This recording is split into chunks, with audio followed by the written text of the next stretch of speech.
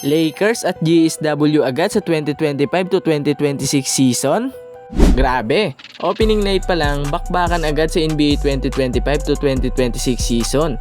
Unang laro pa lang, ibang level na kasi ang defending champions lang naman na OKC ang maglalaban at Houston Rockets na may bagong anyo. Oo, kasama na si Kevin Durant. Sariwa pa ang lineup nila at marami ang gustong makita kung paano gagalaw ang bagong core ng Houston. Madami ang nag-aabang kung magkiklik ba agad si KD kasama ang mga batang Rockets o kung aabuti ng ilang linggo bago sila magka-chemistry. At pagkatapos nun, boom!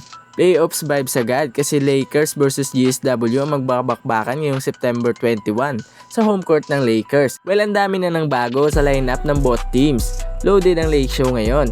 Nandyan si LeBron James sa kanyang pang 23rd season na parang hindi tumatanda. Luka Doncic na handang magpasakit ng ulo ng depensa. Austin Reeves na reliable shooter. DeAndre Ayton sa ilalim. At kung matutuloy ang trade, may Andrew Wiggins pang dagdag sa perimeter.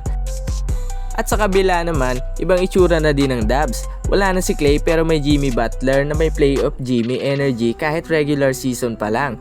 Buddy Hield na handa magpaulan ng tres. At syempre si Steph Curry na nag-bulk up buong off-season para ipakitang hindi pa tapos ang dynasty.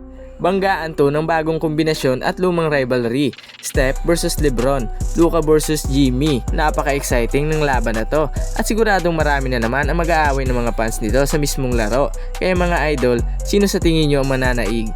Lakers ba? Or GSW?